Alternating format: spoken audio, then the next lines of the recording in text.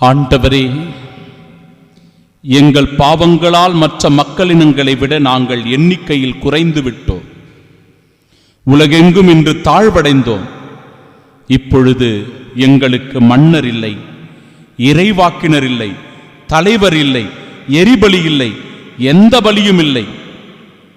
காணிக்கை பொருளோ தூபமோ இல்லை. உம் திருமுன் பலியிட்டு உம் இரக்கத்தை பெற இடமே இல்லை. நம் ஆண்டவராகிய இயேசு கிறிஸ்துவின் அன்பும் அருளும் அமைதியும் மகிழ்ச்சியும் உங்கள் அனைவரோடும் இருப்பதாக. மன்னிப்பின் மகத்துவத்தை சொல்லுகிறது இன்றைய நாளின் திருவழிபாடு. தவக்காலத்தில் இருக்கின்ற நாம் இந்த மன்னிப்பு என்கிற நற்குணத்தை, தெய்வ குணத்தை பெற்றிருக்க அழைப்பு தருகிறது வழிபாடு. சகோதர சகோதரிகளே, மன்னிப்பது அவ்வளவு எளிதான காரியம் அல்ல, அவ்வளவு சுலபமான ஒன்றும் அல்ல. ஆறாத காயங்களுடன், அழியாத ரணங்களுடன், வலி வேதனையை சுமந்து கொண்டு புறமுதுகில் குத்தியவனையும், நெஞ்சில் குத்தியவர்களையும், நமக்கு துரோகம் செய்தவர்களையும், நமக்கு பழியை தந்தவர்களையும், நம்மீது வீண் பழி சுமத்தி அவமானப்படுத்தியவர்களையும் எப்படி மன்னிக்க முடியும் என்பதுதான் நம்முடைய கேள்வியாக இருக்கிறது. நிச்சயமாக அது இயலாத காரியம்தான். ஆனால் எத்தனை நாள் அந்த துரோகத்தை, அந்த பழியை, அந்த அவமானத்தை, அந்த காயங்களை, ரணங்களை, வேதனையை, துன்பத்தை நாம் மனதிற்குள்ளேயே வைத்திருக்க போகிறோம்? அது நமக்கு ஒரு மன இறுக்கத்தை தருகிறது அல்லவா? நிம்மதி இழக்கச் செய்கிறது அல்லவா? நம்மை நிம்மதியாக உறங்க விடுவதில்லை அல்லவா? சிந்தித்து பாருங்கள் சகோதர சகோதரிகளே. மன்னிப்பது தெய்வ குணம். ஆண்டவரிடமிருந்து அருளும் ஆசீரும் ஆற்றலும் வல்லமையும் பெறாவிட்டால் நிச்சயமாக அவ்வளவு எளிதாக பிறரை நம்மால் மன்னிக்கவே முடியாது. தூய ஆவியானவருடைய அருட்துணையை வேண்டி ஜெபிக்க வேண்டும். அன்னை மரியாளுடைய உடனிருப்பை வேண்டி மன்றாட வேண்டும். இயேசு ஆண்டவர் கல்வாரி மலையில், அந்த சிலுவையில், லூக்கா நற்செய்தி 23வது அதிகாரம் 34வது இறைவார்த்தையில் தனக்கு துரோகம் செய்தவர்களை, மறுதலித்தவர்களை, காட்டிக் கொடுத்தவனை, சிதறி ஓடிப்போனவர்களை கசையால் அடித்து, முள்முடி சூட்டி, ஆடைகளை களைந்து, பாரமான சிலுவை சுமத்தி, ஆணிகளால் அறைந்தவர்களை கூட, தந்தையே இவர்களை மன்னியும், இவர்கள் செய்வது இன்னதென்று தெரியாமல் செய்கிறார்கள் என்று நமது ஆண்டவர் மன்னித்தார். பழைய ஏற்பாட்டில் அற்புதமான ஒரு உதாரணம் உண்டு.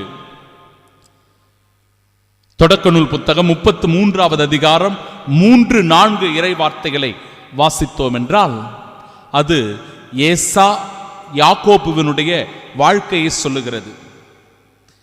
யாக்கோபு தன்னுடைய தந்தை ஈசாக்கிடமிருந்து ஆசீர்வாதத்தை தட்டி பறித்துக் கொள்ளுகிறான்.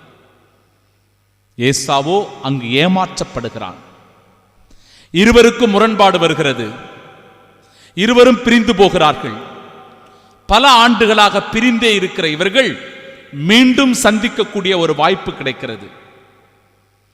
இருவரும் கோபத்தோடு, தன் அண்ணன் ஏசா என்னை சந்தித்தால் நிச்சயமாக கொன்று போட்டு விடுவான் என்கிற பயத்தில் அஞ்சு நடுங்கி ஊரை விட்டே ஓடிப்போயிருந்த யாக்கோப்பும் ஏசாவும் மீண்டும் சந்திக்கக்கூடிய ஒரு வாய்ப்பு கிடைக்கிறது. அன்பிற்குரியவர்களே, தன்னுடைய அண்ணனுக்கு எதிராக தான் ஒரு துரோகம் செய்து விட்டோமே, தவறு செய்து விட்டோமே என்கிற குற்ற உணர்ச்சியில் தன் அண்ணனுக்கு முன்பாக 7 முறை அவர் விழுந்து வணங்குகிறார். யாக்கோபு ஏசாவுக்காக விழுந்து 7 முறை வணங்குவதை பார்க்கிறோம். இந்த செயலை பார்க்கின்ற ஏசா அந்த இடத்திலிருந்து மிக விரைவாக ஓடி வருகிறார். தன் தம்பி யாக்கோப்பை கட்டி அணைக்கிறார், முத்தமிடுகிறார். இருவரும் அந்த இடத்தில் கண்ணீர் விடுகிறார்கள். அவர்களின் பாவங்கள் கரைகிறது, அவர்களின் துயரங்கள் மறைகிறது, அவர்களின் பகைமை உணர்வு அந்த இடத்திலேயே அவர்களை விட்டு விலகுகிறது. மன்னிப்பும் மகத்துவமும் ஆசீர்வாதமும் அருளும் அந்த இடத்தில் ஊற்றெடுக்கிறது. அன்பிற்கு பிரியமானவர்களே, புதிய ஏற்பாட்டில் திருத்தூதர் பணிகள் 7வது அதிகாரம் 60வது இறைவார்த்தை. சுற்றிலும் ஆட்கள் நின்று கொண்டு வீண் பழி சுமத்தி கற்களை கொண்டு எரிகிறார்கள். ஸ்தேவானின் மீது சுற்றிலும் இருந்து கொண்டு அந்த கற்களால் எரிந்து அவரை கொல்ல முயற்சி செய்கிறார்கள். அப்படிப்பட்ட அந்த துன்பகரமான சாவின் படுகுழியில் நின்ற போதும் கூட முழந்தால் படியிட்டு ஆண்டவரிடத்தில் உரத்த குரலில் மன்றாடுகிறார், இவர்களுடைய பாவங்களை மன்னியும் என்று. அன்பு சகோதர சகோதரிகளே, இத்தகைய உணர்வு நிலையை பெறதான் இன்றைய நாளினுடைய திருவழிபாடு நமக்கு அழைப்பு தருகிறது. பேதுரு ஆண்டவரை பார்த்து கேட்கிறார், என் சகோதரர் சகோதரிகளுள் ஒருவர் எனக்கு எதிராக பாவம் செய்து வந்தால் நான் எத்தனை முறை அவரை மன்னிக்க வேண்டும்? 7 முறை மட்டுமா? ஆண்டவர் சொல்லுகிறார், 7 முறை மட்டுமல்ல, 70 தடவை 7 முறை என நான் உனக்கு சொல்லுகிறேன். கணக்கே இல்லாம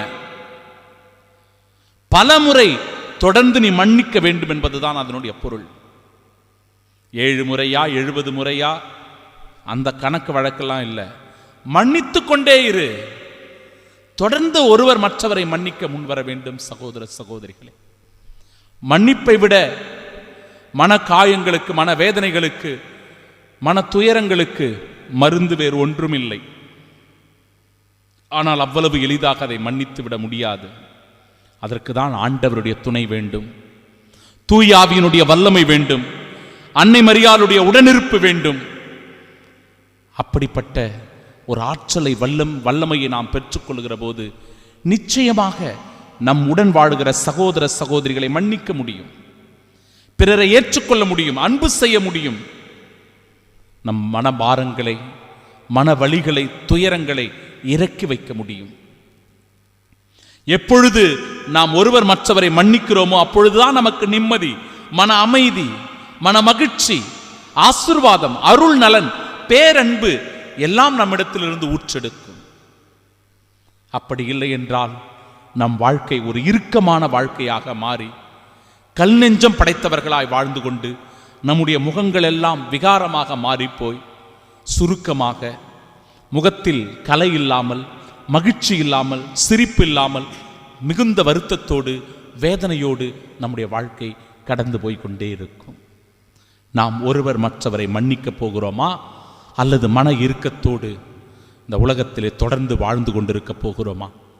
சகோதர சகோதரிகளே, உங்கள் காணிக்கையை இந்த பலிப்பீடத்தின் முன்பாக வைத்துவிட்டு போய் நல்லுறவு செய்து கொள்ளுங்கள் என்று சொல்லி ஆண்டவர் கூறுகிறார்.